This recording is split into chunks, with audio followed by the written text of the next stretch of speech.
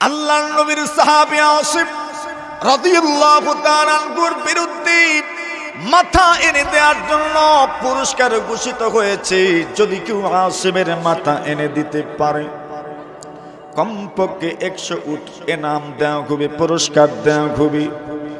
আসিম ইবনে সাবিত আল্লাহর কাছে ওই যুদ্ধের ময়দানে দোয়া করলেন, আল্লাহ, পাহাড়ের উপরে আসিম ইবনে সাবিত বেঈমানরা তীর নিক্ষেপ করে হযরত আসিম ইবনে সাবিত রাদিয়াল্লাহু তাআলা আনহু তীর নিক্ষেপ করেন আর কবিতা আবৃত্তি করেন, আল মাউতু হাক্কুন ওয়াল হায়াতু বাতিলু ওয়া কুল্লু মা হাম্মাল ইলাহু নাজিলু আলাল মারই ওয়াল মারউ ইলাইহি আইলু ইল্লাম উকাতিল ফা উম্মি হাবিলু। আসিফ ইবনে সাবিত বলেন, আমি কেন কাফিরের নিরাপত্তা বলে যাব? আমি কেন যুদ্ধ করব না? আমি তো বীর বাহাদুর, আমি তো শক্তিশালী, আমার শরীরে শক্তির কোনো শেষ নাই, আমি একজন জওয়ান মানুষ। কি হয়ে গেল আমি তাদের নিরাপত্তায় যাব? আমি বুঝি যুদ্ধ করব না? হতে পারে না। আমি যুদ্ধ কেন করব না? যুদ্ধ করলে মৌতের আশা করা যায়, আর আমি যদি যুদ্ধ না করে নিরাপত্তায় চলে যাই, এর মানে আমি বাঁচতে চাই। আল্লাহর বান্দা বলেন, এই পৃথিবীর মধ্যে একমাত্র নিশ্চয়তার সাথে যদি কোনো কথা বলা যায়, তাহলে ওই কথাটার নাম হলো মওত। মানুষ নিশ্চয়তার সাথে মওতের কথাই বলতে পারে। হায়াত কতদিন আছে নিশ্চয়তার সাথে কেউ কোনোদিন বলতে পারে না। জোরে বলেন ঠিক কিনা? কতদিন বাঁচবেন কেউ জানি না। আজকে বেঁচে আছি, সেকেন্ড পরে, 2 সেকেন্ড পরে, মিনিট পরে বাঁচবো বলে আপনার আমার কারো কোনো নিশ্চয়তা নাই। কিন্তু একদিন মারা যাব যে কোনো সন্দেহ নাই। এই জন্য আসিম ইবনে সাবিত বলেন, আল মাউতু হাক্কুন ওয়াল হায়াতু বাতিলা। আল্লাহর বান্দা বলেন, একমাত্র মওতই হক, হায়াত এটা বিভ্রান্তিকর, ভ্রান্তি ছাড়া কিছু নয়, ভ্রান্তি ছাড়া কিছু নয়। ও কুল্লু মা হাম্মাল ইলাহু নাজিলু। আল্লাহ যা চান তার বান্দার ব্যাপারে তাই প্রতিফলিত হয়। বান্দা যা চায় তা কিন্তু প্রতিফলিত হয় না। বান্দাও যদি চায়, আল্লাহ যদি চান, বান্দার চাওয়ার সাথে যদি আল্লাহর চাওয়া মিলে যায়, তবে ওইটাই বাস্তবায়ন হয়। কিন্তু বান্দার চাওয়া যদি ভিন্ন হয়, আল্লাহর চাওয়া যদি ভিন্ন হয়, তবে বাস্তবায়ন হবে আল্লাহর চাওয়া না বান্দার চাওয়া। কার চাওয়া বাস্তবায়ন হবে? আল্লাহর চাওয়াটাই বাস্তবায়ন হবে। এই জন্য বলেন, আল্লাহ যা চান তাই কিন্তু হবে। এই জন্য আমি কাফিরদের নিরাপত্তায় যাব না, আমি যুদ্ধ করে করে আল্লাহর রাস্তায় শহীদ হয়ে যাব। আল্লাহর কাছে দোয়া করলেন, আল্লাহ ইন্নী আহমি লাকা আল ইয়াওমা দীনাক ফাহমিলি লাহমি। রব্বুল আলামিন, আল্লাহ আমি আজকের দিনে আপনার দিনকে হেফাজত করলাম, আপনার দিনকে আমি রক্ষণাবেক্ষণ করলাম, আপনার দিনের হেফাজত আমি করছি। প্রভু গো, আমি আপনার দিনকে কখনো লাঞ্ছিত হতে দিব না। আমি আপনার দিনের জন্য নিজের শরীরের তাজা রক্ত, পবিত্র রক্ত আপনার রাস্তায় আমি দিয়ে দিব, শুধু আপনার দিনকে হেফাজত করার জন্য, আপনার দিনকে রক্ষা করার জন্য। বস একটা মাত্র দোয়াই করি। 2টা দোয়া করেছেন। দোয়ার প্রথম অংশ ছিল, আয় আল্লাহ, আজকে যেভাবে আমি আপনার দিনের হেফাজত করব, আপনার দিনের সংরক্ষণ যেভাবে করব, ওগো রব্বুল আলামিন, আল্লাহ আমি আজকের দিনে আপনার দিনকে যেভাবে বাঁচাবো, যেভাবে আপনার দিনের ইজ্জত আমি করব, আপনি মেহেরবানি করে আমার পুরা বডি, আমার শরীরের গোশতের হেফাজত করিয়েন। সুবহানাল্লাহ। দোয়া বুঝে এসেছে, এরা ঘোষণা করেছে, কিন্তু আসিমের মাথা যে এনে দিতে পারবে পুরস্কার হিসাবে কি দেওয়া হবে? জোরে কোন। আর উনি দোয়া করেছেন, আল্লাহ আজকের দিন আমি আপনার দিনের হেফাজত যেরকম করব, আপনি আমার গোশতের হেফাজত করিয়েন, আপনি আমার শরীরের অঙ্গ প্রত্যঙ্গের হেফাজত করিয়েন, আপনি আমার শরীরের অঙ্গ প্রত্যঙ্গের সংরক্ষণ করিয়েন। 2 নম্বর দোয়া করলেন, আল্লাহ আল্লাহুম্মা আখবিরান্না রাসূলাক। প্রভু গো, আজকের এই দিনে আমাদের অবস্থাটা আপনার নবীজির কাছে আপনি সংবাদ হিসাবে পৌঁছায় দেন। জোরে বলেন সুবহানাল্লাহ। আপনার নবী যেন জানতে পারেন আমরা কোন অবস্থা ফেস করছি, কোন অবস্থার সম্মুখীন আমরা হয়েছি। আপনার নবীজি যেন জেনে নেন এবং আমাদের জন্য যেন দোয়া করেন, এই জন্য নবীর কাছে সংবাদটা পৌঁছায় দেন। আসিম রাদিয়াল্লাহু তাআলা আনহু যুদ্ধ করতে করতে শাহাদাত বরণ করলেন। আসিম যখন শহীদ হয়ে গেলেন, আসিম রাদিয়াল্লাহু তাআলা আনহুর মাথা নেওয়ার জন্য তারা অপেক্ষা করতে লাগলো। কিন্তু তাকা দেখে আল্লাহর নবী সাল্লাল্লাহু আলাইহি ওয়াসাল্লামের সাহাবী হযরত ওমর রাদিয়াল্লাহু তাআলা আনহু বলেন, আল্লাহর জমিনে আল্লাহর কিছু বান্দা বান্দি এমন আছে যাদেরকে আল্লাহ তাদের জীবদ্দশায় যেমন ভাবে হেফাজত করেন, তাদের মৃত্যুর পরেও মহান আল্লাহ তাদের হেফাজত করেন। সুবহানাল্লাহ। যেটা বলে বুঝছেন কি বলছেন? ওমর রাদিয়াল্লাহু আল্লাহর কিছু বান্দা বান্দি এমন আছে যেই সমস্ত মানুষগুলোর হেফাজত আল্লাহ তাআলা তাদের জীবদ্দশায় করেন, এরা মারা গেলেও আল্লাহ তাআলা তাদের হেফাজত করেন। মানুষ যখন মারা যায় তার হাতের শক্তি থাকে না, পায়ের শক্তিও থাকে না, চোখের শক্তিও থাকে না, কানের শক্তিও থাকে না, আল্লাহর বান্দার আকল থাকে না, বিবেক থাকে না, বুদ্ধি কোনো কিছুই থাকে না। ওই মানুষটার হেফাজত আল্লাহ রাব্বুল আলামিন করেন। কেমনে করলেন? ওমর রাদিয়াল্লাহু তাআলা আনহু উদাহরণ দিলেন। আসিম যখন শহীদ হয়ে গেলেন, ওই মানুষগুলো তো চতুর্দিকে ব্যারিকেড দিয়ে আছে, আসিমের লাশ নিয়ে যাওয়ার জন্য, কমপক্ষে মাথাটা নিয়ে যাওয়ার জন্য রাসূলুল্লাহ সাল্লাল্লাহু আলাইহি ওয়াসাল্লাম হাদিস শরীফের মধ্যে আসে, বুখারী শরীফের বর্ণনা, ফাবাআসাল্লাহু লিআসিমিন মিসলা যুল্লাহ মিনাদ-দাবর ফাহাবাতুহু মিন রুসুলিহিম।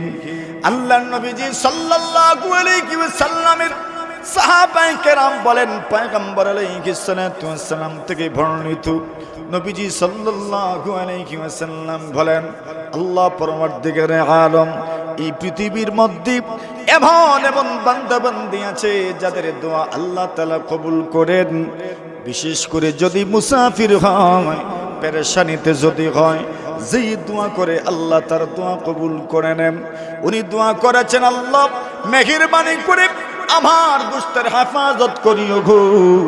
আল্লাহ কিভাবে হেফাজত করলেন?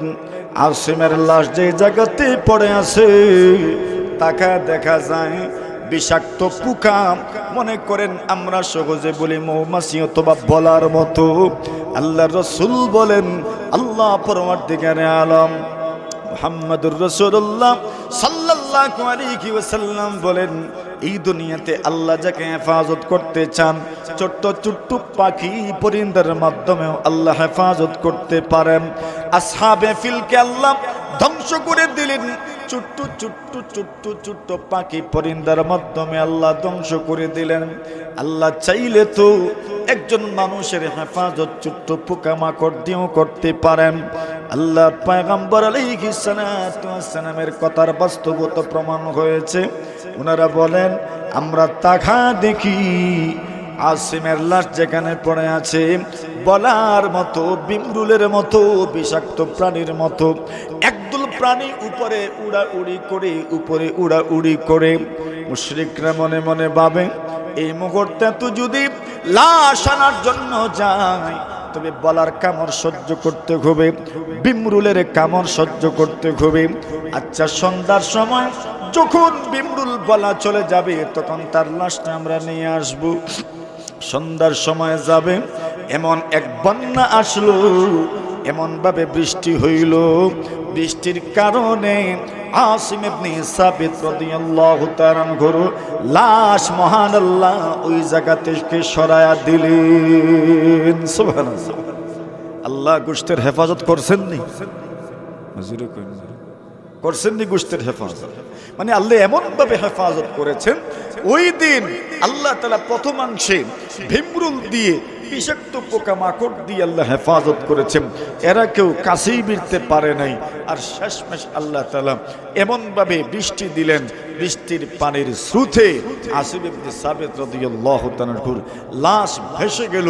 কেউ কেউ তো বলেন আসিম রাদিয়াল্লাহু তাআলা আনহু জীবদ্দশায় দোয়া করেছিলেন, আল্লাহ আমি আমার জীবদ্দশায় কোনো মুশরিককে আমি স্পর্শ করতে চাই না, আমার মৃত্যুর পরে কোনো মুশরিকে যেন আমাকে স্পর্শ করতে না পারে।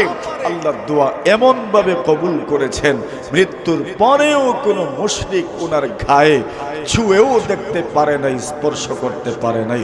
জোরে সোরে বলেন না একবার সুবহানাল্লাহ। তাহলে আমরা এখানে দেখলাম আসিম রাদিয়াল্লাহু তাআলা আনহু শহীদ হয়ে গেলেন। নবী আকরাম সাল্লাল্লাহু আলাইহি ওয়াসাল্লামের সাহাবীদের মধ্য থেকে 10 জনের কাফেলা 7 জনই শহীদ হয়ে গেলেন। 3 জন বললেন, কাফিরদেরকে সম্বোধন করে বলেন, আমরা তোমাদের নিরাপত্তায় আসব, আমাদেরকে তোমরা নিরাপত্তা দিলে আমরা তোমাদের নিরাপত্তায় আসব। এই 3 জনের একজনের নাম আব্দুল্লাহ বিন তারিক, আরেকজনের নাম যায়েদ ইবনে দাসিনা, আরেকজনের নাম হযরতে খুবাইব রাদিয়াল্লাহু তাআলা আনহু। এই 3 জন কাফিরদের নিরাপত্তায় আসবেন। যখন নিচে নেমে আসলেন, এরা তাদেরকে তাদের ধনুকের তার দিয়ে, ধনুকের রশি দিয়ে বেঁধে নিল। যায়েদ ইবনে দাসিনা রাদিয়াল্লাহু তাআলা আনহু বলেন, হাদা ওয়াল্লাহি আউয়ালুল গাদার, আল্লাহর কসম এটাই তো প্রথম ধোঁকা। তোমরা বলেছো আমাদেরকে নিরাপত্তা দিবা, কিন্তু নিরাপত্তা তো দিলাই না, বরং প্রথমেই তোমরা আমাদের সঙ্গে ধোঁকাবাজি করলা, গাদ্দারি করলাম। আমি এরপরে তোমরা আমাদের সাথে সুন্দর আচরণ করবে তা আমার বিশ্বাস হয় না। উনি যুদ্ধ করতে করতে, টানা ঠেচড়া করতে করতে শহীদ হয়ে গেলেন। নবীজি সাল্লাল্লাহু আলাইহি ওয়াসাল্লামের সাহাবী আব্দুল্লাহ ইবনে তারিক যখন শহীদ হলেন, যায়েদ ইবনে দাসিনা রাদিয়াল্লাহু তাআলা আনহুকে কিনে নিলেন একজন, এবং খুবাইব রাদিয়াল্লাহু তাআলা আনহুকে কিনে নিলেন একজন।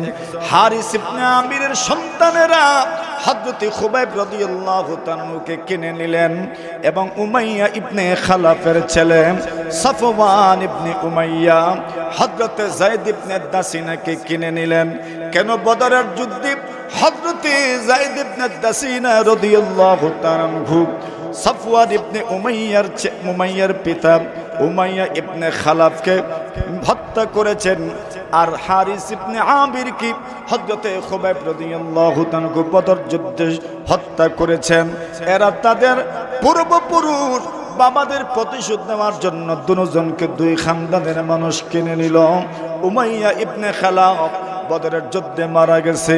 আল্লাহর নবীজি সাল্লাল্লাহু আলাইহি ওয়াসাল্লামের সাহাবী হযরতে সাদ ইবনে মুআয রাদিয়াল্লাহু তাআলা আনহু, নবীজি সাল্লাল্লাহু আলাইহি ওয়াসাল্লাম যখন হিজরত করে মদিনাতুল মুনাওয়ারা গেলেন, সাদ ইবনে মুআয রাদিয়াল্লাহু তাআলা আনহু উমরা করার জন্য মদিনায় আসলেন। এখন মক্কা তো বেঈমানদের দখলে, এরা কাউকে মক্কাতুল মুকাররমায় ঢুকতে দেয় না, তাওয়াফ করতে দেয় না। সাদ ইবনে মুআয রাদিয়াল্লাহু তাআলা আনহুর বন্ধুত্ব ছিল উমাইয়া ইবনে খালাফের সাথে। উমাইয়া ইবনে খালাফ যখন মদিনা যেতেন, হযরত সাদ ইবনে মুআয রাদিয়াল্লাহু তাআলা আনহুর বাড়িতে উনি মেহমান হতেন, এবং সাদ ইবনে মুআয যখন মদিনা থেকে মক্কায় আসতেন, উমাইয়া ইবনে খালাফের ঘরে উনি মেহমান হইতেন। সাদ ইবনে মুআয মক্কায় আসবেন আল্লাহর ঘরের তাওয়াফের জন্য, এই জন্য আগে থেকেই সাফওয়ানের পিতা উমাইয়া ইবনে খালাফকে বলে রেখেছেন, তুমি আমার জন্য একটা এমন সময় মোক্ষম সুযোগ আমার জন্য দেখে রাখবা, আমি যেন বিড়িহীন ভাবে আল্লাহর ঘরে তাওয়াফ করে নিতে পারি। উমাইয়া ইবনে খালাব সাদ ইবনে মুআজের জন্য যে সময় নির্বাচন করেছেন, ওই সময়ে সাদ ইবনে মুআজ রাদিয়াল্লাহু তাআলা আল্লাহর ঘর তওয়াফের জন্য গেলেন। সাথে সাথে আবু জেহেলের সাথে দেখা হয়ে গেল। উমাইয়া ইবনে খালাবকে আবু জেহেল প্রশ্ন করলেন, উনি কে? উমাইয়া ইবনে খালাব বললেন, উনি আমার মদিনার বন্ধু, মদিনার বন্ধু, মদিনার বন্ধু এসেছেন আল্লাহর ঘরের তওয়াফের জন্য। আবু জেহেল রাগান্বিত হয়ে বলে, তুমি এত সহজে নিশ্চিন্তে তুমি তাওয়াফ করতে পারছো, অথচ তোমরা মুহাম্মদকে আশ্রয় দিয়েছো। যদি তুমি উমাইয়া ইবনে খালফের নিরাপত্তায় না হতে, আমি তবে তোমাকে হত্যা করে ফেলতাম।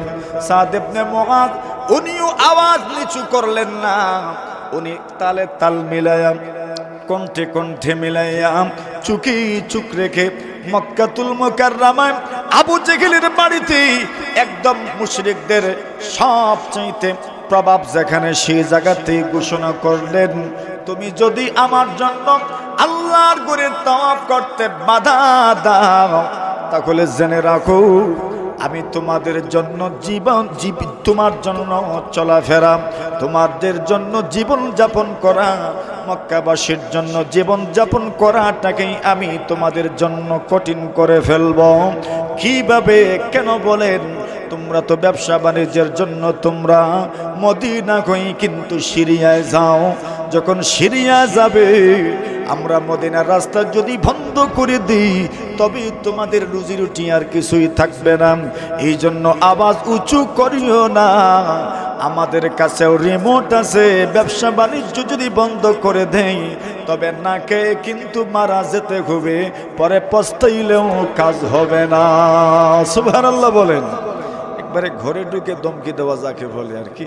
উমাইয়া ইবনে খালাব বলেন, আরে তুমি এত উচ্চস্বরে কথা বলিও না, উনি তো আবুল হাকাম, জ্ঞানীদের বাপ, ওনাকে বলা হতো আবু জেহেলকে সৈয়দ আহলিল ওয়াদি, এই এলাকার লিডার, এই এলাকার সর্দার, এ তো কঠিনভাবে বলিও না। উনি বলেন, আরে রাখো, ওই আসছে মূল কথা, আরে রাখো, আল্লাহর রসুলের জবান থেকে শুনেছি তুমিও বদরের যুদ্ধে মারা যাবে। সুবহানাল্লাহ বলেন। এখনো বদরের যুদ্ধ হয় নাই, তাওয়াফ করতে এসেছেন। সফওয়ানের পিতা উমাইয়া ইবনে খালাব বলছে, আরে আবু জেহেলের বিরুদ্ধে তুমি এত উচ্চ আওয়াজে কথা বলিও না। হযরত সাদ ইবনে মুআজ বলেন, আরে রাখো তোমার এই বক্তব্য, আল্লাহর রাসূলকে বলতে শুনেছি তুমিও বদরের যুদ্ধে মারা যাবে। সুবহানাল্লাহ বলেন। এটা ভবিষ্যৎবাণী, বুখারী শরীফের রিওয়ায়াত। এখন তো উমাইয়া ইবনে খালফের পা কাঁপতে শুরু করছে। আরে কে বলছে? মোহাম্মদ বলছে। বলে জি মোহাম্মদ বলছে। বলে কোন জায়গায় মারা যাব? মক্কায় না বাহিরে? বলছেন তা জানি না। সুবহানাল্লাহ। মক্কায় মারা যাবেন নাকি বাহিরে মারা যাবেন তা আমাদের জানা নেই।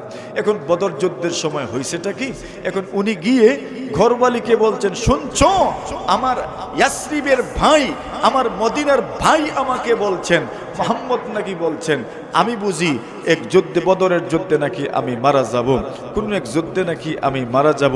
এখন তো আমি জিজ্ঞাসা করলাম মক্কায় না বাহিরে? উনি বলেন জানি না, আমি আর মক্কা থেকে বের হব না, আমি আর কি মক্কা থেকে বের হব না। এখন বদরের যুদ্ধ যখন শুরু হবে, ওই সময় আবু জেহেল ঘোষণা করলেন, কাফেলা রক্ষা করো, চলো মক্কা থেকে বের হতে হবে। উমাইয়া ইবনে খালাব বলে, আমি যাব না। কেন? মনে আছে তো? কি মনে আছে?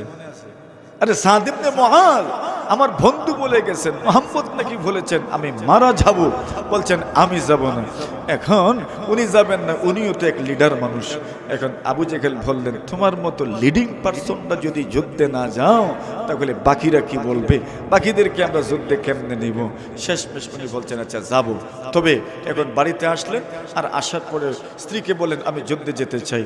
স্ত্রী বললেন, তোমার ইয়াসরিবের মদিনার ভাই কি বলেছিলেন ওইটা কি মনে নাই তোমার? বলে মনে আছে, তবে আমি উন্নত মানের একটা বাহন কিনবো, আর ওই বাহন সাথে করে নিয়ে যাব, যেখানেই থামবো বাহন আমার কাছেই থাকবে, মানে একটু সুযোগ দেখলেই আমি পলায়ন করব। সুবহানাল্লাহ বলেন। আরে কি ভয় ঢুকেছে। এখন উনি বলেন আচ্ছা যাও, শুরু হয়েছে সফর। সফর যেতে যেতে মদিনাতুল মুনাওয়ারা, মদিনা অঞ্চলের, হিজাজের অঞ্চলের, মদিনা প্রদেশের আপনার এক থানা হইল বদর। বদরের প্রান্তে আসলেন। বদরের প্রান্তে উমাইয়া ইবনে খালফ মারা গেলেন। যায়েদ ইবনে দাসিনা ওনাকে হত্যা করতে অংশগ্রহণ করেছেন। ওই উমাইয়া ইবনে খালফের ছেলে সাফওয়ান ইবনে উমাইয়া যায়েদ ইবনে দাসিনাকে কিনে নিয়েছে। কেন? বলে আমার বাবারে তুমি হত্যা করছো, প্রতিশোধ নিতাম। আর হযরত খুবাইব রাদিয়াল্লাহু তাআলা আনহু বদরের যুদ্ধে হারিস ইবনে আমিরকে হত্যা করেছেন। এজন্য হারিসের আপনার যারা উত্তরসূরি তার সন্তানেরা হযরত খুবাইবকে কিনে নিল হত্যা করার জন্য। যায়েদ ইবনে দাসিনাকে এরা সময় নিল না, খুব সংক্ষেপেই হত্যা করে ফেললো। হারামের বাহিরে নিয়ে গেল তানঈম, এটা আয়েশা মসজিদ আমরা বলি, যেখান থেকে আপনার উমরাকারী সাহেবান, হজকারী সাহেবানরা আপনার তাওয়াফ করার জন্য এহরাম বেঁধে আসেন। মক্কায় থাকাকালীন সময়ে ওই জায়গার নাম হলো তানঈম। এটাকে এখন মানুষ আয়েশা মসজিদ নামে চিনে। এটার মূল নাম তানঈম। আল্লাহ রাসূল সাল্লাল্লাহু আলাইহি ওয়াসাল্লাম যখন হজে আসবেন, ওই সময় যে বছর রাসূল হজ করতে আসলেন, ওই বছর রাসূল আকরাম সাল্লাল্লাহু আলাইহি ওয়াসাল্লাম সাহাবায়ে কেরামদেরকে বললেন, এক কাজ করো, তোমরা উমরারও এহরাম বেঁধে নাও, আর উমরার নিয়ত করে উমরা করে তোমরা এহরাম খুলে ফেলো, আর এরপরে তোমরা হজ করবে। সুবহানাল্লাহ বলেন। এটা একটা কাহিনী আছে, এটা একটা ধারণা ছিল ওই সময়ের মানুষের, মানে হজের মাসগুলোতে আপনার উমরা করা যায় না, এরকম একটা ধারণা মানুষের দিলে দিলে ছিল। আর হজের মাস বলতে কি, আল হাজ্জু আশহুরুম মা'লুমাত, শাওয়াল, যুলকাদা, যুলহিজ্জা, এই 3 মাসকে কিসের মাস বলে? বলেন, হজের মাস বলে। যদিও মানুষ হজ করে মাত্র যুলহিজ্জা মাসের মাত্র 5 দিনের ভিতরেই হজের সমস্ত কার্যক্রম শেষ করে যায়, কিন্তু হজের মাস বলতে কয়টা মাসকে বলে? 3 মাস। কোন কোন মাস? শাওয়াল, যুলকাদা, যুলহিজ্জা, এই 3 মাসকে হজের মাস বলে। ওই সময়ের মানুষের ধারণা ছিল হজের মাসে উমরা করা যাবে না। এখন সাহাবায়ে কেরামকে রাসূল হজে নিয়ে আসছেন। আল্লাহর রাসূল সাহাবায়ে কেরামদেরকে হঠাৎ করে বললেন, তোমরা উমরা করে ফেলো, আর উমরা করে তোমরা ইহরাম খুলে ফেলো। সাহাবায়ে কেরাম আশ্চর্য হয়ে গেলেন, আচ্ছা আমরা হজ করতে আসলাম, হজের মাসে উমরা করব কিভাবে? নবীজি শেষমেশ বুঝাইলেন, আচ্ছা উমরা করে নাও। ওনারা উমরা করলেন, এরপরে আবার নতুন করে এহরাম বাঁধলেন, হজের এহরাম, যেটাকে আমরা অনেকে এরকম করেন। এখনো আমরা যখন যাই তখন এরকম করি। আমাদের বাংলাদেশের অনেকে, কেউ তো আবার কেরানও করেন। কেরান মানে হইল একই আপনার উমরা এহরাম বাঁধবেন, আর এহরাম বেঁধে উমরা শেষ করে আর এহরাম খুলবেন না, ওই এহরাম দিয়ে আপনি হজের কাজ শেষ করবেন, ওইটা কঠিন। আর একটা হইল তামাত্তু, হজ্জে তামাত্তু মানে হইল আপনি উমরার এহরাম বেঁধে যাবেন, উমরা শেষ করে এহরাম খুলে ফেলবেন, এরপরে হজের সময় আপনি আবার এহরাম বাঁধবেন, ওটাকে হজ্জে তামাত্তু বলে। এটা লম্বা আলোচনা, ওই দিকে যাইনি। এখন ঘটলো কি ঘটনা? ঘটনা ঘটলো হযরত আয়েশা সিদ্দিকা রাদিয়াল্লাহু তাআলা আনহা, ওনার মাসিক হয়ে গেল। এখন আয়েশা সিদ্দিকা রাদিয়াল্লাহু তাআলা আনহা পাক হইতে হইতে হজের সময় এসে গেছে। এখন তার উমরা করা যাবে না, মাথুন না আপনারা, হজের সময় এসে গেছে, 8 তারিখ হয়ে গেছে, মানে এখন তো আর আপনার কি করা যাবে না, উমরা করা যাবে না। এখন আল্লাহ রাসূল বলেন, ঠিক আছে তুমি পাক হয়ে যাও, এখন গোসল টোসল করে তুমি হজের ইহরাম বাঁধো। আয়েশা সিদ্দিকা হজের কাজ শেষ করার পরে রাসূলকে বলেন, ইয়া রাসূলুল্লাহ, সব মানুষ হজ আর উমরা দুইটা করিয়া যাইব, আর আমি খালি হজ করিয়া যাইতাম না। সুবহানাল্লাহ কইতেন না? বুঝছেন না মনে হয়? কেটা বুঝছো? উনার তো উমরা হয় না, উনি শুধু হজ করেছেন। তো বলেন, ইয়া রাসূলুল্লাহ, সব লোকজন হজ করে গেছে, উমরাও করে, এদের হজও হইছে উমরাও হইছে, আর আমি শুধু হজ করে যাব, আমার উমরা হইতো না। হযরত আয়েশা বলেন, আল্লাহর রাসূল আমার ভাই আব্দুর রহমান ইবনে আবি বকরকে দিয়ে আমাকে তানঈম পাঠাইলেন। কোন জায়গায়? নাম বলেন, তানঈম। কি নাম? তানঈম, জায়গার নাম তানঈম। আমাকে ফাআরসালা রাসূল আকরাম সাল্লাল্লাহু আলাইহি ওয়াসাল্লাম আমাকে পাঠাইলেন মা আখি আব্দুর রহমান ইবনে আবি বকর ইলা তানঈম। আল্লাহর রাসূল আমাকে আমার ভাই আব্দুর রহমান ইবনে আবি বকরের সাথে তানঈমে পাঠাইলেন, আর এখান থেকে আমি উমরার ইহরাম বাঁধলাম আর আয়েশা উমরা করলাম। এখন এদেরও উমরা হজ আমারও কি হয়েছে, উমরাও হয়েছে, হজ হয়েছে। ওই আয়েশা সিদ্দিকা তানঈমের ওই জায়গায় গিয়ে যেহেতু এহরাম বেঁধে এসেছেন উমরার জন্য, এজন্য ওই এখানে মসজিদ নির্মিত হয়েছে, আর মসজিদের নাম হয়েছে কি জাত মসজিদ? আয়েশা মসজিদ। কি জাত মসজিদ? আয়েশা মসজিদ। আয়েশা মসজিদ কেন? হযরতে আয়েশা সিদ্দিকা রাদিয়াল্লাহু তাআলা এই জায়গাতে গিয়ে উনি কি করছেন? উমরার এহরাম বেঁধে এসেছেন, এই জন্য মসজিদের নাম কি? আয়েশা মসজিদ। নতুবা এই জায়গার নাম হল তানঈম। আল্লাহর রাসূল সাল্লাল্লাহু আলাইহি ওয়াসাল্লামের সাহাবী যায়েদ ইবনে দাসিনাকে ওরা তানঈমে নিয়ে গেল, শহীদ করে ফেললো। হযরত খুবাইব রাদিয়াল্লাহু তাআলা আনহুকে এরা এত সহজে হত্যা করলো না। আশহুরে হারাম যেটা, হারাম মাস যেটা, সম্মানিত মাস যেগুলো, ওই মাসগুলো যখন চলে গেল, ওই মাসগুলো চলে যাওয়ার পরে এবার তারা খুবাইবকে হত্যা করবে। খুবাইব যখন এদের কাছে বন্দিত্ব জীবন যাপন করছিলেন, ওই বন্দিত্ব জীবন যাপনে হারিসের মেয়ে জায়নাব বলেন, আরে যখন খুবাইব আমাদের বাড়িতে বন্দী ছিলেন তখন আমি কি দেখেছি জানোনি? তখন আমি দেখেছি খুবাইব আমাদের ঘরে বন্দী অবস্থায় আছেন, হাত বাঁধা, পা বাঁধা, শিকল বাঁধা, কোনো জায়গায় উনি যেতে পারেন না। মক্কায় কোনো ফল নাই, মক্কায় কোনো ফসল নাই, আঙ্গুর নাই, আপেল নাই, কমলা নাই, কিচ্ছুই নাই মক্কাতুল মুকাররমায়, আর উনিও তো কোথাও যেতে পারবেন না। কিন্তু ওই সময় আমি নিজের চোখে দেখেছি খুবাইব আঙ্গুরের শরীর থেকে আঙ্গুর খাইতে আছে। জোরে বলেন, মনে আসেনি? কিতা মনে আছে আপনারা? হযরত মারিয়ামের ঘরে, হযরত মারিয়াম যার নাম তো আমরা শুনেছি, আল্লাহর এই বান্দি, আল্লাহ তাআলার বড় প্রিয় ছিলেন এবং আল্লাহর এক রসুল, এক নবী হযরত ঈসা আলাইহিস সালাতু ওয়াস সালামের আম্মা জান ছিলেন। বিয়ে হয় নাই, বাবা ছাড়া যে একজন মানুষ জন্মগ্রহণ করেছেন বলে আমরা ইতিহাসে পাই নির্ভরযোগ্য সূত্রে কুরআন সুন্নাহের মধ্যে, এবং উনি নবী ছিলেন। ওই নবীর নাম হলো হযরত ঈসা আলাইহিস সালাতু ওয়াস সালাম। হযরত মারিয়াম যখন জন্মগ্রহণ করলেন, মরিয়মের আম্মা জান মান্নত করেছিলেন, আমার গর্ভে যে সন্তান আছে এই সন্তানটাকে আমি আমার আল্লাহর রাস্তার জন্য মান্নত করলাম। কোন রাস্তার জন্য? মাথুন না আপনারা, কোন রাস্তার জন্য? আমরাও এই সমাজে আমরা যারা বসবাস করি, আমরাও অনেকে নিজের আগত সন্তানদেরকে আল্লাহর রাস্তার জন্য মান্নত করি। এমন মানুষও দুনিয়াতে আসুন না নাই? এটা কোন আল্লাহ আমার একটা সন্তান দিলে কোন জায়গা দিলেই মাথুন্নাতে আপনারা? কার রাস্তা? আল্লাহর রাস্তা। এর মানে আল্লাহর রাস্তা দেওয়ার মান্নত।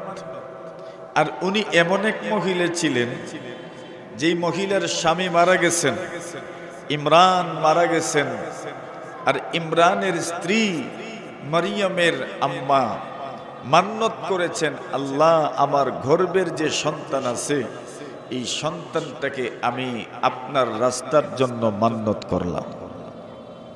সুবহানাল্লাহ। হুক্কাতে বিষয়টা সহজ মনে হয় আপনার কাছে, না কঠিন? এক মায়ে মান্নত করছেন, স্বামী নাই, যে আমার গর্ভের সন্তান কার রাস্তার দিমু? আল্লাহর রাস্তার দিব। এখন উনি যে আল্লাহর রাস্তার জন্য মান্নত করলেন, মনে মনে ধারণা ছিল ছেলে হইব, মনে হয় কি দইব, ছেলে হইব।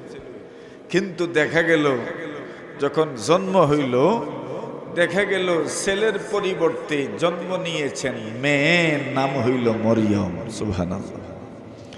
এখন তো পড়লেন বড় চিন্তায়, আচ্ছা ছেলে হইলে মান্নত তো খুব সহজেই আমি পালন করতে পারতাম, মান্নতটা আমি বাস্তবায়ন করতে পারতাম, আল্লাহর রাস্তায় দিয়ে দিতাম। মেয়েরে আল্লাহর রাস্তায় কেমনে দিতাম? মাতুন না আপনারা? মেয়েরা রে কেউ বাড়ির থেকে বাহির করে নিয়ে তো সহজে।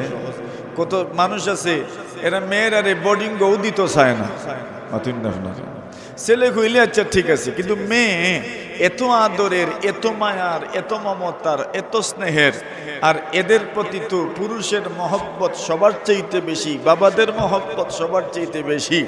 আবার উনি এক মা হয়ে নিজের এই মেয়েকে কিভাবে আল্লাহর রাস্তার জন্য স্বাধীন করে দিবেন, বড় চিন্তায় পড়ে গেলেন। আল্লাহকে বলেন, আল্লাহ রব্বি ইন্নী ওয়াদাতুহা উনসা, আয় আল্লাহ আমি তো মেয়ে জন্ম দিয়েছি, ছেলে জন্ম হয় নাই। মানে আল্লাহকে বলতে যাচ্ছেন, আল্লাহ আমি যখন মেয়ে জন্ম দিলাম, এই মেয়ে দিয়ে আমি কিভাবে মান্নত পুরা করব? আল্লাহ পাক রব্বুল আলামিন জবাব দিলেন, আল্লাহ তাআলা জানায় দেন, শোনো, যে ছেলের ধারণা তুমি করেছিলে, ওই ছেলের চাইতে যেই মেয়ে তোমারে দিছি, এই মেয়ের দাম আল্লাহর কাছে হাজার হাজার কোটি গুণ বেশি। সুবহানাল্লাহ। বোঝা গেল কিছু মেয়েরা এরা অনেক পুরুষের চাইতেও উত্তম। সুবহানাল্লাহ, আসতে না জরুরি তো। ওই বোঝা গেল মেয়েরার প্রতি, নারীদের প্রতি আপনারা একটা সফট কর্নার আছে, যে মেয়েরারেও, নারীদেরকেও আপনারা মর্যাদা দিতে চান। আল্লাহ বলছেন, ওয়ালাইসা যাকারু কাল উনসা, সব পুরুষ সব মহিলার চাইতে উত্তম নয়, সব পুরুষ সকল মহিলার মতো না, কিছু কিছু মেয়েরা অনেক পুরুষের চাইতেও অনেক গুণ বেশি উত্তম। সুবহানাল্লাহ। মানে আল্লাহ বুঝাইলেন, মেয়ে জন্ম নিয়েছে তো কি হয়েছে, এই মেয়ের দাম আল্লাহর কাছে অনেক বেশি, অনেক বেশি। ওয়ালাইসা যাকারু কাল উনসা, যেমন ছেলের জন্মের ব্যাপারে তুমি ধারণা করছো, আশায় ছিলা, আকাঙ্ক্ষায় ছিলা, এমন ছেলের চাইতে যেই মেয়ে আমি তোমারে দিছি, এই মেয়ে আল্লাহর কাছে অনেক দামি। যে দামি যেটা কেমনে বুঝতাম, এই বুঝার জন্য আল্লাহ এরপরে একটা কথা বলছে। এবার মেয়েরে কার কাছে দিবেন? মান্নত পুরা করতে কবি, মান্নত পুরা করার জন্য বাইতুল মাকদিসের খাদিমা বানায় দিবেন। বাইতুল মাকদিসের খাদিমা যদি বানায় দেন, তবে বাইতুল মাকদিসের ইমাম সাহেব উনি তো আমার মেয়ের জিম্মাদার হবেন, উনি তো আমার মেয়ের বরণ পোষণের জিম্মাদার হবেন। বাইতুল মাকদিসের ইমাম হযরতে যাকারিয়া আলাইহিস সালাতু ওয়াস সালাম, যাকারিয়া আলাইহিস সালাতু ওয়াস সালাম বাইতুল মাকদিসের ইমাম। মরিয়ম লিডারের মেয়ে, এই জন্য মরিয়মের বরণ পোষণকারীর প্রার্থিতা ঘোষণা করার মতো মানুষের কোনো অভাব ছিল না। সমাজের গণ্যমান্য ব্যক্তিবর্গ মরিয়মের ভরণ পোষণ করতে চান, সকলেই প্রার্থী হয়ে গেছেন, আমি মরিয়মের বরণ পোষণ করব, মরিয়মের দেখাশোনা আমি করব। একজন দুইজন যদি হতেন, একাধিক মানুষ যদি হয়ে যান, তবে তো আর সিলেক্ট করা যায় না, নির্বাচনের দরকার, ইলেকশনের দরকার, আর না হয় লটারির দরকার। একজনকেই তো জিম্মাদার বানাতে হবে, দায়িত্ব একজনকেই দিতে হবে, অভিভাবকত্ব একজনকেই গ্রহণ করতে হবে। এবার কাকে দিবেন? লটারির মাধ্যমে অভিভাবক নিয়োগ দেওয়া হবে। লটারি দেওয়া কলম, তাওরাত লেখা হয়েছে যে কলমগুলোর মাধ্যমে, ওই কলমগুলো নদীর মধ্যে ছুড়ে দেওয়া হবে। যাদের কলম বাটি না গিয়া উজানের দিকে যাবে, ইনি হবেন মরিয়মের বরণ পোষণের জিম্মাদার। সুবহানাল্লাহ। এখন বিষয়টা তো বড় অলৌকিক, বড় আশ্চর্যজনক। এখন নদীতে কিছু আপনার ফেললে তো বাটিও লই যায়, বলছেন না না, বাটিও না গিয়া উফতা উজানে যাবে যার কলম, ইনি হবেন মরিয়মের অভিভাবক। সুবহানাল্লাহ, জোরে বলেন। এবার সকলেই কলম নদীর মধ্যে ফেললেন। সবার কলম বাটিউলের দিকে যায়, আর একমাত্র হযরতে জাকারিয়ার কলম উজানের দিকে যায়। এবার তো ক্লিয়ার হয়ে গেল মরিয়মের বরণ পোষণের জিম্মাদার হবেন কে? জাকারিয়া। জাকারিয়া মরিয়মের বরণ পোষণের জিম্মাদার। হযরত জাকারিয়া আলাইহিস সালাতু ওয়াস সালাম মরিয়মকে বাইতুল মাকদিসের একটা কক্ষে, একটা কোঠার ভিতরে, একটা ঘরের ভিতরে তালা দিয়ে সংরক্ষণ করে রাখেন। আল্লাহ তাআলা মরিয়মের মধ্যে এমন বরকত রেখেছেন, মুফাসসিরিনে কেরাম বলেন মরিয়ম একদিনে এত বেশি বড় হইতেন, এক বছরে একটা সন্তান যত বড় হয় মরিয়ম একদিনে এতটুকু বড় হয়ে যেত। রাসূল বলেন, আমরা দেখছেন না কই না নেই কিছু কিছু মানুষের ব্যাপারে এটার বাইর আছে, কিতা আছে, কিতা আছে, বাইর আছে। আর কিছু কিছু মানুষের ব্যাপারে আমরা কই এইগু টেনা লাগি রইছে, মাতুন না কই নি না আমরা।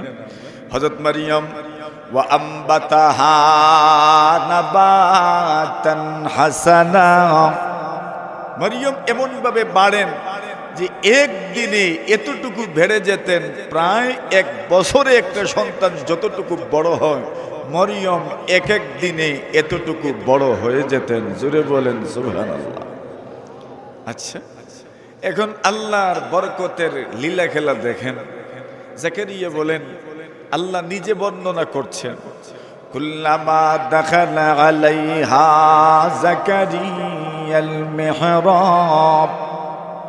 জাকারিয়া আলাইহিস সালাতু ওয়াস সালাম যখন মরিয়মের ঘরে প্রবেশ করতেন, ওয়াজাদা ইনদাহা রিজকা, মরিয়মের ঘরে ঢুকে দেখতেন এমন এমন আল্লাহর দেওয়া রিজিক পাওয়া যায়, যে রিজিক এবং যেই ফল ফসল ওই সময় কোনো মৌসুম নাই, ফল ফসলের মৌসুম নয়, ফল ফসল ওই সময় পাওয়া যায় না, এমন ফল ফসল মরিয়মের ঘরে পাওয়া যায়। সুবহানাল্লাহ। কার দেওয়া বরকত? জোরে বলে আল্লাহর দেওয়া বরকত। জাকারিয়ার মনে মনে আসলো মরিয়ম এমন ফল পায় কোন জায়গায়, প্রশ্ন তো করার দরকার। হযরত জাকারিয়া প্রশ্ন করলেন, قال يا مريم أنى لك هذا। আল্লাহ তাআলা কোরআনে মাজিদের মধ্যে বর্ণনা করেন, জাকারিয়া আলাইহিস সালাতু ওয়াস সালাম মরিয়মকে সম্বোধন করে বলেন, আন্না লাকি হাযা, ওগো মরিয়ম তুমি এমন ফল কোথা থেকে পেলে? মরিয়ম জবাব দেন, কালাত হুয়া মিন ইনদিল্লাহ। মরিয়ম বলেন, ওগো আল্লাহর নবী, এমন রিজিক আমার আল্লাহ আমাকে দান করেন। বয়স কম, এত বয়স নেই, এত আকল নাই, এত বুদ্ধি নাই, এত বিবেক নাই, কিন্তু আনমৌসুমে ফল মিলে এখানে পাওয়া যায়। আমরা তো উঠিয়া কইলাম না জিন্নাতে আনিয়া দিছে, আমরা তো উঠিয়া কইলাম না জিন্নাতে মনে আনিয়া দিছে। তো মারিয়াম বলেন হুয়া মিন ইনদিল্লাহ, কে দিছেন? জোরে বলেন। এটা আকীদা, এটা বিশ্বাস। এবার আসেন, হযরত মারিয়াম আল্লাহ তাআলার রিজিক পাচ্ছেন কোনো বিনিময় ছাড়া। কেন? উনি আল্লাহর রাস্তার মেহমান, আল্লাহ তাআলা উনাকে রিজিক দিচ্ছেন, এটা উনার কারামতি। মুহাম্মদুর রাসূলুল্লাহ সাল্লাল্লাহু আলাইহি ওয়াসাল্লাম এমন এক নবী, এমন এক রাসূল, যেই রাসূলের উম্মতদেরকেও আল্লাহ তাআলা অনেক অনেক নবী রাসূলদের মতো শান আর মান দান করেছেন। আর জোরে বলেন। হযরত আব্দুল্লাহ ইবনে আব্বাস রাদিয়াল্লাহু তাআলা আনহু বলেন, এই উম্মতের শান কি, এই উম্মতের মান কি? এই উম্মতের শান আর এই উম্মতের মান হইল যে এই উম্মতের সাহাবায়ে কেরাম, এই উম্মতের এক একজন মানুষকে, বিশেষ করে যারা উলামায়ে কেরাম, এই উম্মতের উলামায়ে কেরামদেরকে এমন দায়িত্ব পালন করতে হয়, এমন জিম্মাদারি পালন করতে হয়। আগের যুগে বনি ইসরাইলের নবী রাসূলরা যেই জিম্মাদারি আর দায়িত্ব পালন করেছেন, এই উম্মতের উলামায়ে কেরামদেরকে সেই জিম্মাদারি আর দায়িত্ব পালন করতে হয়। সুবহানাল্লাহ। এখন এটা তো বুঝলাম দায়িত্বের দিক থেকে, তাহলে তো এই কথাও বোঝা গেল আগের উম্মতের যেমন মর্যাদা, যেমন ফজিলত, এই উম্মতের মর্যাদা আর ফজিলত তাদের চাইতে বেশি। কোন বুজুর্গের কথা তো এমনও পাওয়া যায়, উলামা ও উম্মতি কা আম্বিয়াই বনি ইসরাইল, এই উম্মতের উলামায়ে কেরাম, এদের শান, এদের মান, এদের মর্যাদা, এদের দায়িত্ব, এদের জিম্মাদারি বনি ইসরাইলের নবীদের মতো। সুবহানাল্লাহ। আর বিশেষ করে সাহাবায়ে কেরাম, উনাদের মর্যাদা কি পরিমাণ! আল্লাহ রাসূল সাল্লাল্লাহু আলাইহি ওয়াসাল্লাম বলেন, আল্লাহ তাআলা আমাকেই শুধু এই উম্মতের জন্য প্রেরণ করেন নাই, আল্লাহ তাআলা আমার শিষ্য যারা, আমার ছাত্র যারা, আমার সাহাবায়ে কেরাম যারা, এদেরকেও আল্লাহ তাআলা এই উম্মতের কাছে প্রেরণ করেছেন। সুবহানাল্লাহ, জোরে বলেন। তাহলে বাসত, নবীর এই দুনিয়াতে আসাকে আরবি ভাষায় বাসত বলে, প্রেরণ করা বলে। আল্লাহ তাআলা রাসূলকে প্রেরণ করেছেন। কোরআনে মাজিদের মধ্যে আল্লাহ বলছেন, হুয়াল্লাযী বাআসা ফিল উম্মিয়িনা রাসূলা। আল্লাহ মূর্খদের মধ্যে যারা অক্ষর জ্ঞানহীন ছিল, অক্ষরের জ্ঞান ছিল না, জ্ঞানের তাদের অভাব নাই, সব ধরনের জ্ঞান তাদের মধ্যে ছিল, পড়তে জানতো না, লিখতে জানতো না, এদের কাছে আল্লাহ তাআলা নবীকে প্রেরণ করেছেন। আল্লাহর রাসূল বলেন, আমার সাহাবায়ে কেরাম যারা, এদেরকেও আল্লাহ বাকি উম্মতের কাছে প্রেরণ করেছেন। সুবহানাল্লাহ। কি বুঝলেন?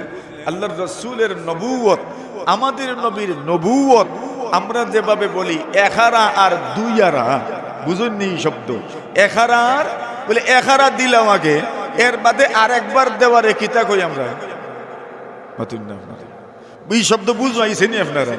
এখারা আর দুইয়ারা, একবার দেওয়ার নাম, একবার দেওয়া, এটাকে আমরা আমাদের আঞ্চলিক ভাষায় বলি এখারা, আর দ্বিতীয়বার দেওয়ার নাম হইল দুইয়ারা। এর মানে আল্লাহর রাসূল সাল্লাল্লাহু আলাইহি ওয়াসাল্লামের নবুয়ত এটা এখারা নবুয়ত নয়। মুহাম্মদুর রাসূল সাল্লাল্লাহু আলাইহি ওয়াসাল্লামের বাসত, আল্লাহর রাসূল এই দুনিয়াতে প্রেরিত হওয়া, এটা এখারা নয়, বরং এটা দুইয়ারা। সুবহানাল্লাহ। কইতে এটা খয়ারা, দুইয়ারা। দুইয়ারা মানে হইল আল্লাহর রাসূলও এই পুরো উম্মতের কাছে প্রেরিত, আর রাসূলের উম্মত তথা সাহাবায়ে কেরামও সারা উম্মতের কাছে প্রেরিত। সুবহানাল্লাহ, জোরে বলেন। এবার বলেন, যেই নবীর নবুয়ত ওই দুইয়ারা, যেই নবীর বাসত দুইয়ারা, এই নবীর মর্যাদা অন্যান্য মানুষের তুলনায়, অন্যান্য নবীদের তুলনায় কম না বেশি? শুধু বেশি না, সীমাহীন বেশি, সীমাহীন বেশি।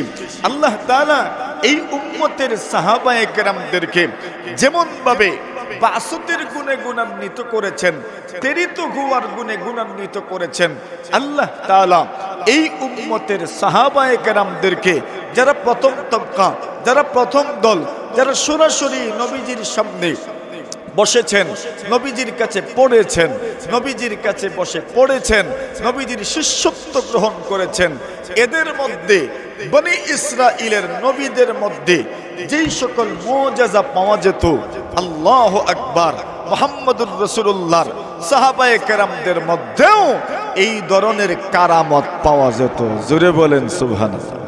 এমন একটা কারামত আমি আপনাদের সামনে উল্লেখ করি। একটু আগেই আমরা উল্লেখ করলাম ঈসা আলাইহিস সালাতু ওয়াস সালামের আম্মা জান মারিয়ামের কারামত। বলে কি কারামত? বলে উনার বন্ধ ঘরের ভিতরে, দরজা বন্ধ, তালাবদ্ধ ঘরের ভিতরে আল্লাহর পক্ষ থেকে রিজিক পৌঁছে যায়, এটা কার পক্ষ থেকে আসে? আল্লাহর পক্ষ থেকে আসে। মরিয়মের কারামত, আল্লাহ তাআলা এই উম্মতের কিছু মানুষকে এমন রেখেছেন যাদেরকে আল্লাহ তাআলা কোনো ধরনের পদ্ধতি ছাড়া, কোনো ধরনের দুনিয়াবি পদ্ধতি ছাড়া, কোনো ধরনের দুনিয়াবি স্বভাব ছাড়া, কোনো ধরনের দুনিয়াবি কারণ ছাড়া আল্লাহ তাআলা এই উম্মতের কিছু মানুষকে রিজিক দান করেন। এই উম্মতের কিছু সাহাবায়ে কেরাম এমন ছিলেন যাদেরকে আল্লাহ রব্বুল ইজ্জত ওয়াল জালাল না চাইতে দুনিয়াবি কোনো কারণ ছাড়া, কোনো মাধ্যম ছাড়া, কোনো উপায় ছাড়া, কোনো পদ্ধতি ছাড়া আল্লাহ তাদেরকেও আসমানি রিজিকের ব্যবস্থা করে দিয়েছিলেন। সুবহানাল্লাহ। এমন একজন সাহাবীর কথা আমি আপনাদেরকে শোনাবো। ওই একজনের কথা বলতে গিয়ে আরো কয়েকজনের কথা আপনাদেরকে আমি শোনাইতে চাই। কষ্ট হইব নি আপনারা? মাথুন না আপনারা? আসুননি সব আটখানায় তুলন চাই দেখি। নারায়ে তাকবীর। হযরত রাসূল করিম সাল্লাল্লাহু আলাইহি ওয়াসাল্লাম কিছু সাহাবায়ে কেরামকে পাঠাইলেন এক জায়গায় সিআইডি হিসাবে, গোয়েন্দা হিসাবে। আবার কেউ কেউ বলছেন গোয়েন্দা না, বরং এদেরকে পাঠিয়েছেন শিক্ষাদানের জন্য, তালিমের জন্য, পাঠদানের জন্য, দাওয়াত তাবলীগের জন্য। এই জামাতের মধ্যে এই উপদলে মোট সদস্য ছিলেন 10 জন। কতজন? 10 জন নবীর সাহাবায়ে কেরাম। 10 জন সাহাবায়ে কেরাম এই দলে ছিলেন। এই 10 জনের মধ্যে আমির ছিলেন, লিডার ছিলেন, নেতা ছিলেন আসিব ইবনে সাবিত রাদিয়াল্লাহু তাআলা। আসিব ইবনে সাবিত রাদিয়াল্লাহু তাআলা লিডার। এই সাহাবীদের মধ্যে আরেকজন ছিলেন খুবাইব রাদিয়াল্লাহু তাআলা, যার নাম আমরা অনেকেই চিনি এবং জানি। মনে রাখেন কি নাম? বলেন নামটা, বলে। খুবাইব। কি নাম? খুবাইব রাদিয়াল্লাহু তাআলা। মোট ছিলেন কতজন? 10 জন। কতজন ছিলেন বলেন না? 10 জন। আমির, লিডার, নেতা কে? আসিম রাদিয়াল্লাহু তাআলা। এই 10 জন যখন সামনের দিকে যাচ্ছেন, যেতে যেতে যেতে যেতে মক্কাতুল মুকাররমার কিছু আগে, মদিনা থেকে যাওয়ার পথে, মক্কায় প্রবেশের আগে উসফান নামক এক শহর আছে। এই উসফান এবং মক্কার মধ্যবর্তী স্থানে করে ফেল। নাউজুবিল্লাহ। এদের প্রায় 200 জন তীরন্দাজ, 200 জন তীরন্দাজ বাহিনী এদেরকে চতুর্দিক থেকে ঘেরাও করলেন। ঘেরাও করার পরে এদেরকে বলতে লাগলেন, তোমরা আমাদের নিরাপত্তায় চলে আসো, আমরা তোমাদের উপর কোনো আক্রমণ করব না, তোমাদেরকে আমরা হত্যা করব না। 10 জনের কাফেলার লিডার আসিব ইবনে সাবিত রাদিয়াল্লাহু তাআলা বললেন, আম্মা আনা ফালা আনজিলু ইলা, আমি কোন কাফিরের জিম্মাদারিতে যাব না, কোন কাফিরের নিরাপত্তায় আমি যাব না। আমি কোন কাফিরকে বিশ্বাস করি না। তুমি আমাকে নিরাপত্তা দিচ্ছ, আমি কমপক্ষে তোমাদের নিরাপত্তায় যাব না। আমি কমপক্ষে তোমাদের নিরাপত্তায় যাব না, তোমাদের নিরাপত্তা মানব না। আসিম রাদিয়াল্লাহু তাআলা গেলেন না। ওনার সাথে সাথে আরো 7 জন সাহাবী কাফিরদের জিম্মাদারিতে যেতে অস্বীকৃতি জানালেন। আমরা তোমাদের নিরাপত্তায় যাব না, তোমাদের উপর আমাদের কোনো বিশ্বাস নাই। ওনারা যুদ্ধ করতে করতে শহীদ হয়ে গেলেন। জোরে বলেন সুবহানাল্লাহ। হযরত আসিম ইবনে সাবিত রাদিয়াল্লাহু তাআলা আনহু উনি উহুদের যুদ্ধে সুলাফা নামক একজন মহিলার 2টা সন্তানকে উনি হত্যা করেছিলেন উহুদের যুদ্ধে। আসিম ইবনে সাবিত রাদিয়াল্লাহু তাআলা আনহুর বিরুদ্ধে এই জন্য সুলাফার বড় প্রতিশোধ নেওয়ার মন, বড় ক্ষোভ এবং বড় রাগ। এই জন্য সুলাফা ঘোষণা করেছে, আসিমকে যদি কেউ আমার কাছে নিয়ে আসতে পারে, কমপক্ষে যদি আসিমের শরীরের কোনো অঙ্গ প্রত্যঙ্গ আমার কাছে নিয়ে আসতে পারে, আসিমের মাথা যদি নিয়ে আসতে পারে, আমি তাকে পুরস্কার হিসাবে 100 উট আমি তাকে দেব। সুবহানাল্লাহ। কতটা উট? 100 উট আমি তাকে পুরস্কার হিসেবে দেব। যুগে যুগে উম্মাহের সিংহ শার্দুল যারা, উম্মাহের মুজাহিদ যারা, এদেরকে হত্যা করার জন্য দুনিয়ার ইহুদি খ্রিস্টান সব সময় তাক লাগায় থাকে। সব সময় বিভিন্ন প্রলোভন দিয়ে, বিভিন্ন ঠুক দিয়ে আমাদের মতো অনেক দুর্বল ঈমানদারদেরকে এদের বিরুদ্ধে প্ররোচিত করে, প্রদস্কলিত করে। কিন্তু মনে রাখবেন, উম্মাহের মুজাহিদ যারা, এই মুজাহিদদেরকে দমায় রাখার মতো কোনো শক্তি আল্লাহর জমিনে নাই। কথা বলেন ঠিক কিনা? কুসুমের ফল জাকারিয়া প্রশ্ন করলেন, আন্না লাকি হাযা, ওই ফল কোথা থেকে পেলেন? বলছেন, কে দিয়েছেন? জোরে বলেন।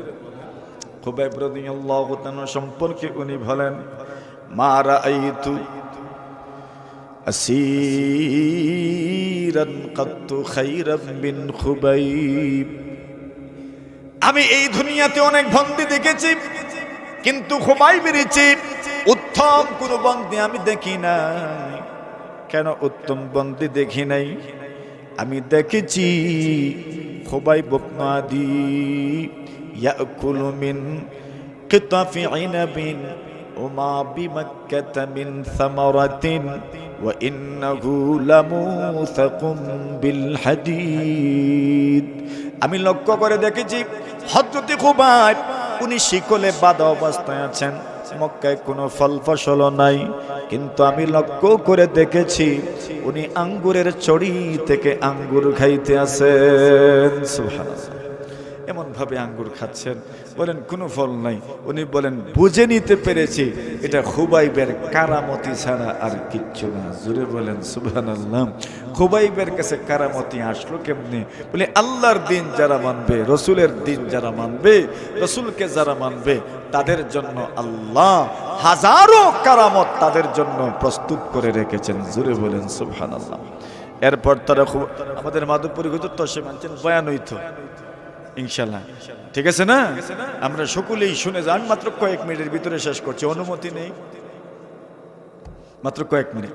হযরত খুবাইব রাদিয়াল্লাহু তাআলাকে তারা শহীদ করার জন্য নিয়ে গেল হরমের বাহিরে, তানঈমে, ওই আশকুরে হরমের পরে, হারাম মাসগুলোর পরে, সেখানে নিয়ে যাওয়ার পরে হযরত দেখেন, এখন মূল কথায় আসলাম আমি। নবীর সিরাত থেকে, সাহাবায়ে কেরামের জীবনী থেকে আমাদের শিকার কি আছে? প্রথম কথা যেটা আমরা আগে বলেছি, এখন আসেন দ্বিতীয় কথাটা। খুবাইব রাদিয়াল্লাহু তাআলা বলেন, আরে তোমরা তো আমাকে হত্যা করেই ফেলবে, এক কাজ করো না, আমাকে তোমরা কমপক্ষে মারার আগে 2 রাকাত নামাজ পড়ার সুযোগ দাও।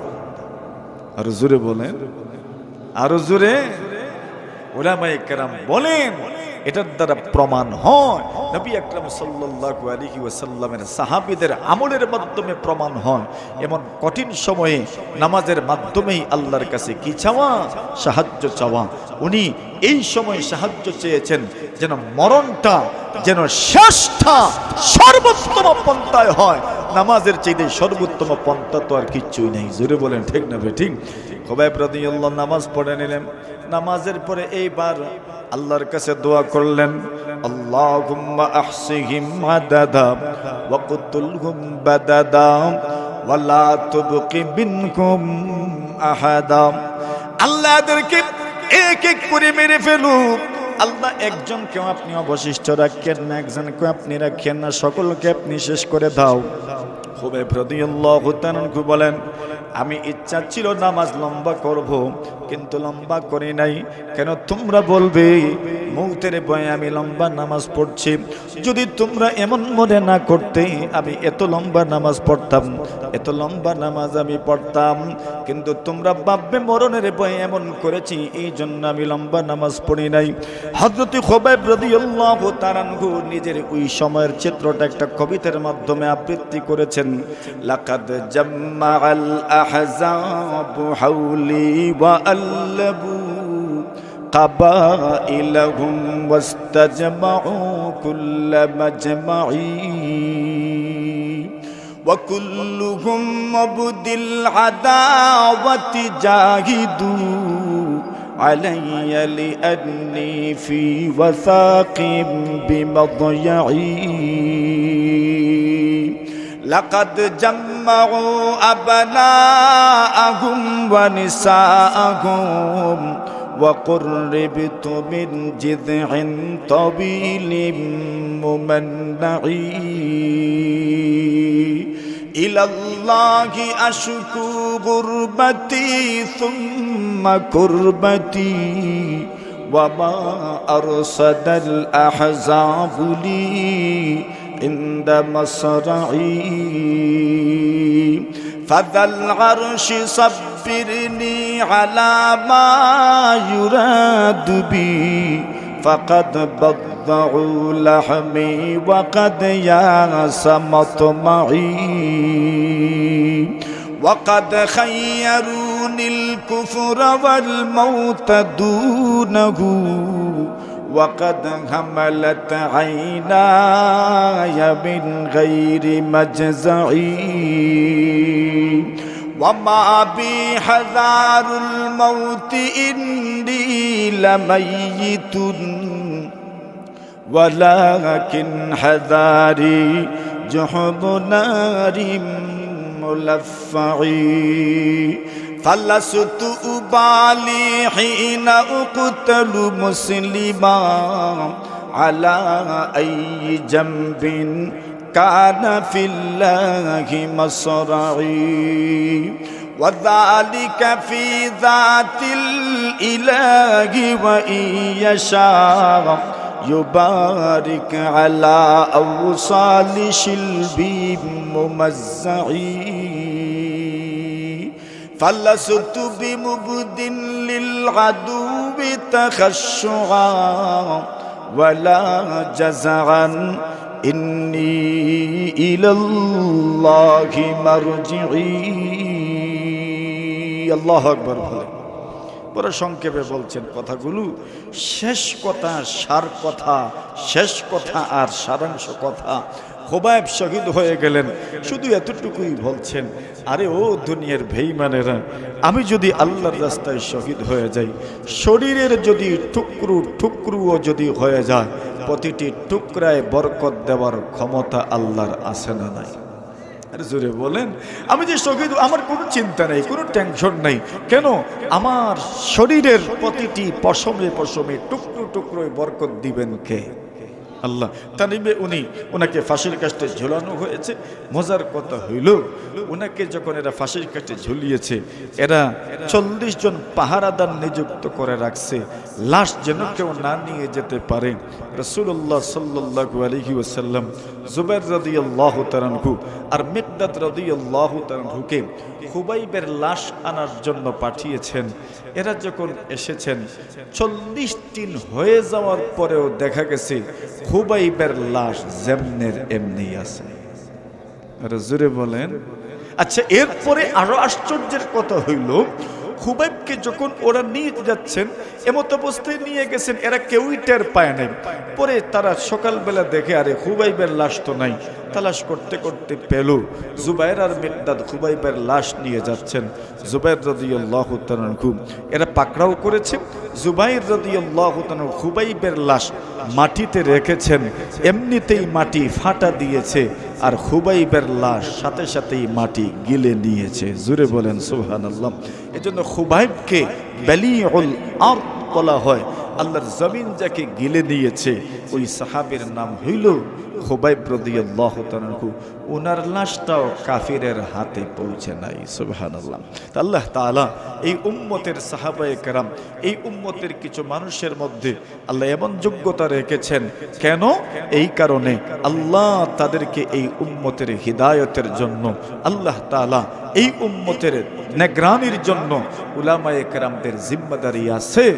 এজন্যই উলামায়ে কেরাম আপনাদের দ্বারস্থ হন দ্বীনের কথা নিয়ে। আল্লাহ তাআলা আমাদেরকে তৌফিক দান করুন, কবুল করুন। মাহফিল শেষ পর্যন্ত কবুল হোক। পদপরি হুজুর আছেন, আমাদের শেখে নামও এসেছেন, সকলের বয়ান নাশিদ হবে। আপনারা সব এখানে অবস্থান করবেন।